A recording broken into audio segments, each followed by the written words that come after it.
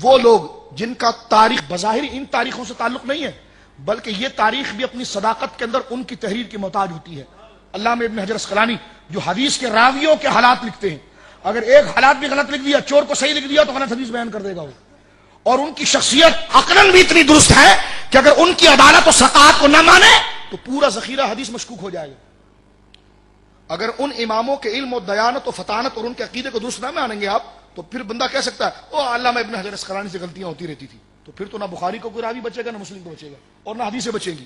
تو لہذا حدیثوں کو قبول کرنے کے لیے راوی درستگی، اور وہ راوی کون ہے، اس کو کھنگالنے والے کہاں پیدا ہوا تھا، کون استاد تھا، کیا کھاتا تھا، کیا پیتا تھا، کیا پڑھتا تھا، کب لکھتا تھا. یہ حساس کام، ایک تو علم رسول، پھر اس کو تحفظ دینے کا اتنا حساس کام، یہ حافظ ابن حجر اسقلانی کا، حافظ علامہ ذہبی کا ہے.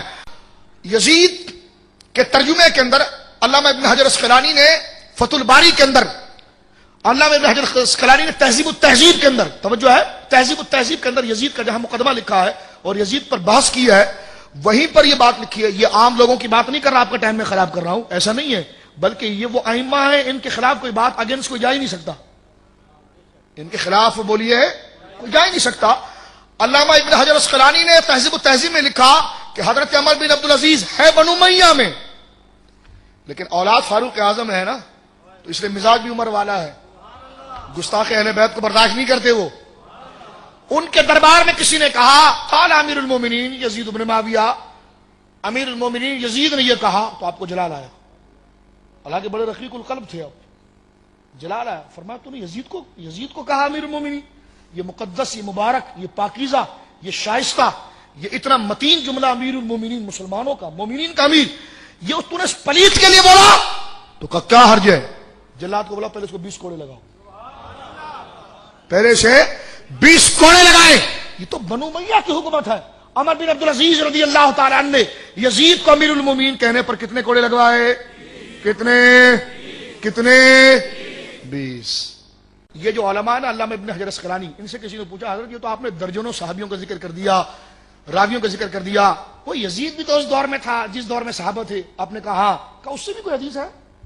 کیونکہ آپ تو محدث سے آپ تو رشتے باندھتے ہیں نا، بتاتے ہیں کہ بھئی ہاں فلاں نے حدیث بیان کی، فلاں نے حدیث بیان کی، فلاں نے حدیث بیان کی.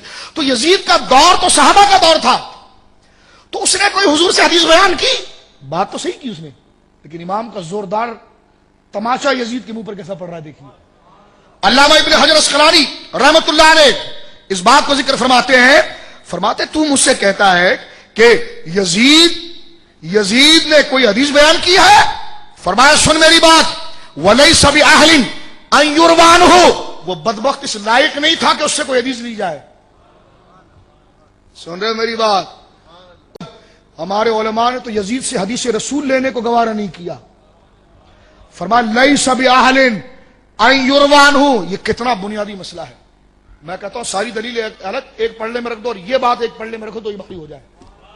یہ اتنی بنیادی بات ہے. فرمایا لَيْسَ بِأَهْلٍ، اس سے اس کی ثقافت، اس کا عدل، اس کے سارے تقوی کی دھجیاں اڑ جاتی ہے کہ وہ اس لائق نہیں تھا کہ جو رسول کے قول کو آگے بڑھائے.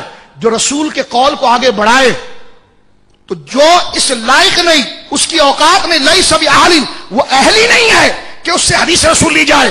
علماء نے قول رسول لینے میں اس کو قبول نہیں جانا تو دین مصطفیٰ لینے میں اس کو امیر کہیں گے. سمجھ رہے ہو میری بات؟ دین مصطفیٰ لینے میں امیر کہیں گے، یہ کبھی سمجھ میں نہیں آتا.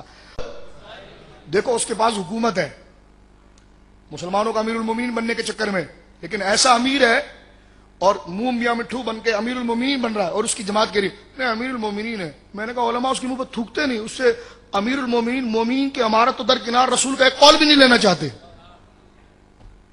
یعنی یہ کتنی بڑی بات ہے میرے دوست ہے. علماء نے اس کو اس بات کا بھی اہل نہیں سمجھا کہ وہ حضور کی حدیث بیان کرے.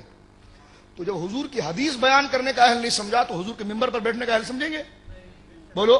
اور جب امام حسن پیش کرتے ہیں نا تو امام احمد بن حنبل تمام محدثین وہ کہتے ہیں پہلے ہم آگے بڑھ کے اہل بیت کی روایت لیتے ہیں. کیوں؟ کہتے ہیں سلسلۃ الذہب ہے، یہ سونے کی زنجیر ہے. تو کہاں پلہ. علامہ ذہبی علیہ الرحمہ نے بڑا پیارا جملہ لکھا، میں آپ کو بتاتا ہوں. آپ میزان الاعتدال ان کی عام کتاب ہے، بچہ بھی جانتا اسماء الرجال کا، یہ میرے پاس بھی موجود ہے. سیرہ اعلام النبلاء. آپ سے جب پوچھا گیا یزید کون، یہ مورخ نہیں محقق ہیں. یہ فرماتے یزید ابن معاویہ، حضرت معاویہ کا بیٹا یزید. کہنے کہ ہاں. کانا ناصبا غلیظا فجا خبیثا. فرمایا کیا وہ یزید بن معاویہ حضرت امیر معاویہ کا بیٹا یزید؟ کہاں؟ آپ نے فرمایا کانا ناصبا فجا غلیظا جلفا.